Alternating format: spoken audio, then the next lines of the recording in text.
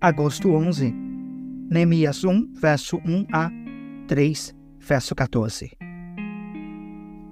Estas são as memórias de Neemias, filho de Acalias. No mês de Quisleu, no 20º ano do reinado do rei Artaxerxes, eu estava na fortaleza de Suzã. Hanani, um de meus irmãos, veio me visitar com alguns homens que haviam chegado de Judá. Perguntei-lhes a respeito dos judeus que haviam regressado do cativeiro e da situação em Jerusalém. Eles responderam: as coisas não vão bem para os que regressaram à província de Judá. Eles estão passando por dificuldades e humilhações. O muro de Jerusalém foi derrubado e suas portas foram destruídas pelo fogo. Quando ouvi isso, sentei-me e chorei. Durante alguns dias, lamentei, jejuei e orei ao Deus dos céus. Então disse: ó Senhor, Deus dos céus, Deus grande e temível, que guardas tua aliança de amor leal para com os que te amam e obedecem a teus mandamentos. Ouve minha oração, olha do alto e vê que oro noite e dia por teu povo Israel. Confesso que temos pecado contra ti. Sim, minha própria família e eu temos pecado. Temos pecado terrivelmente contra ti. Não temos obedecido a teus mandamentos, decretos e estatutos que nos deste por meio de teu servo Moisés. Por favor, lembra-te do que disseste a teu servo Moisés. Se forem infiéis a mim, eu os dispersarei entre as nações. Mas, se voltarem para mim e obedecerem a meus mandamentos e viverem de acordo com eles, então, mesmo que estejam exilados nos confins da terra, eu os reunirei e os trarei de volta ao lugar que escolhi para estabelecer meu nome. O povo que tu resgataste com teu grande poder e com tua forte mão é teu servo. Ó Senhor, por favor, ouve a oração deste teu servo. Ouve as orações de teus servos que se agradam em te honrar. Peço que me concedas êxito hoje e que o rei me seja favorável. Neste tempo, eu era a copeira do rei. No mês de Nisan, no 20º ano do reinado do rei Artaxerxes, eu estava servindo vinho ao rei. Nunca eu tinha estado triste em tua presença. O rei me perguntou: por que está com o rosto tão triste? Você não parece doente. Deve estar profundamente angustiado. Fiquei com muito medo, mas respondi: que o rei viva para sempre, como meu rosto não parecia triste. A cidade onde estão sepultados meus antepassados está em ruínas, e suas portas foram destruídas pelo fogo. O que você deseja que eu faça? Perguntou o rei. Depois de orar ao Deus dos céus, respondi: se lhe parecer bem, e se o rei for favorável a mim, seu servo, peço que me envie ajudar para reconstruir a cidade onde meus antepassados estão sepultados. O rei, com a rainha sentada ao seu lado, perguntou: quanto tempo você ficará ausente? Quando voltará? Respondi ao rei quanto tempo ficaria ausente, e ele atendeu ao meu pedido. Disse também: se lhe parecer bem, gostaria que o rei me desse cartas para levar aos governadores da província a oeste do rio Eufrates, com instruções para que eles permitam que eu viaje em segurança por seus territórios até chegar a Judá. Peço ainda que o rei me dê uma carta para levar a Asaf, administrador da floresta real, com instruções para que me forneça madeira. Precisarei desse material para as vigas das portas da fortaleza junto ao templo, para o muro da cidade e para minha própria casa. O rei atendeu a esses pedidos, pois a bondosa mão de Deus estava sobre mim. Fui aos governadores da província a oeste do rio Eufrates e lhes entreguei as cartas do rei. Além disso, o rei enviou oficiais do exército e cavaleiros para que me protegerem. Mas, quando Sambalate, o Horonita, e Tobias, o oficial amonita, souberam de minha chegada, ficaram muito irritados, porque alguém veio promover o bem dos israelitas. Assim, cheguei a Jerusalém 3 dias depois. Saí discretamente durante a noite, levando comigo uns poucos homens. Não havia contado a ninguém os planos para Jerusalém que Deus tinha colocado em meu coração. Não levamos nenhum animal de carga, além daquele que eu montava.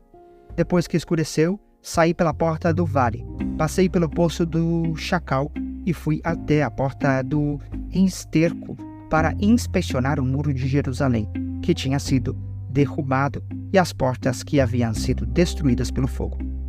Em seguida, fui à porta da fonte e ao tanque do rei, mas, por causa do entulho, não havia espaço para meu animal passar. Por isso, embora ainda estivesse escuro, subi pelo vale de Cedron e inspecionei os muros ali. Antes de voltar e entrar de novo pela porta do vale, os oficiais da cidade não sabiam onde eu tinha ido nem o que estava fazendo, pois não havia contado meus planos a ninguém. Ainda não tinha falado com os líderes judeus, os sacerdotes, os nobres, os oficiais e outros que realizariam o trabalho. Mas então eu lhes disse: vocês sabem muito bem da terrível situação em que estamos.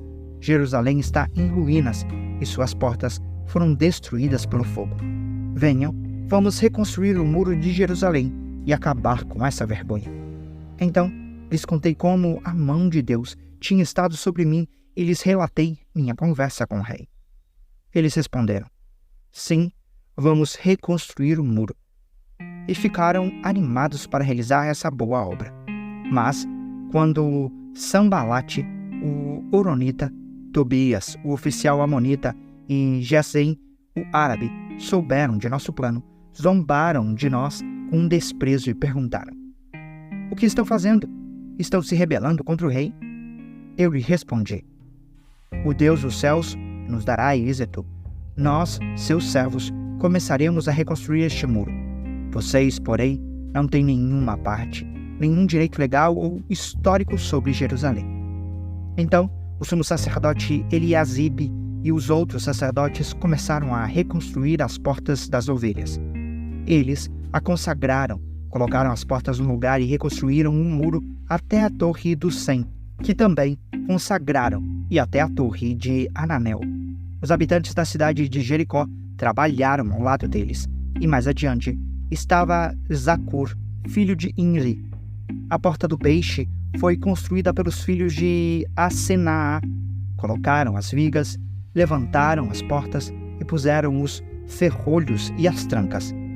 Meremote, filho de Urias e neto de Acus, consertou o trecho seguinte do muro. Ao seu lado estava Mesulão, filho de Berequias e neto de Mesesabel, e mais adiante Zadok, filho de Baaná. Os habitantes de Tecoa consertaram o trecho seguinte, embora seus líderes se recusassem a trabalhar com os supervisores da construção. Os reparos da porta antiga foram realizados por Joiada, filho de Passeia, e por Mesulão, filho de Bezodias. Colocaram as vigas, levantaram as portas e puseram os ferrolhos e as trancas. Ao lado deles estavam Melatias, de Gibeon, Jadão, de Meronote, homens de Gibeon e homens de Mispá, cidade sob a autoridade do governador da província a oeste do rio Eufrates. Uziel, filho de Araías, ourives de profissão, consertou o trecho seguinte, e mais adiante estava Ananias, fabricante de perfumes. Reconstruíram Jerusalém até o muro largo. Refaías, filho de Ur, governador de metade do distrito de Jerusalém, trabalhou ao lado deles no muro. No trecho seguinte, Gedaías, filho de Arumaf, consertou o muro em frente de sua própria casa, e ao lado dele estava Atos, filho de Assabneias. Em seguida, vinha Malquias, filho de Harim, e Assub, filho de Paate-Moabe, que consertaram outra parte do muro e a torre dos fornos. Salum, filho de Aloés, e as filhas dele consertaram o trecho seguinte. Salum era governador da outra metade do distrito de Jerusalém. Os reparos da porta do vale foram realizados pelos habitantes de Zanoa, sob a liderança de Anum. Levantaram as portas e puseram os ferrolhos e as trancas.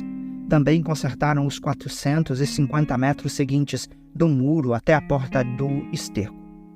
Os reparos da porta do esterco foram realizados por Malquias, filho de Recabe, governador do distrito de Bet-Aquerem. Ele a reconstruiu, levantou as portas e pôs os ferrolhos e as trancas. 1 Coríntios 7, versos 1 a 24. Agora, quanto às perguntas que vocês me fazem em sua carta, digo que é bom que o homem não troque em mulher, mas, uma vez que há tanta imoralidade sexual, cada homem deve ter sua própria esposa, e cada mulher seu próprio marido.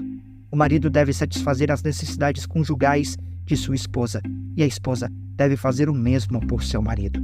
A esposa não tem autoridade sobre seu corpo, mas sim o marido. Da mesma forma, não é o marido que tem autoridade sobre seu corpo, mas sim a esposa.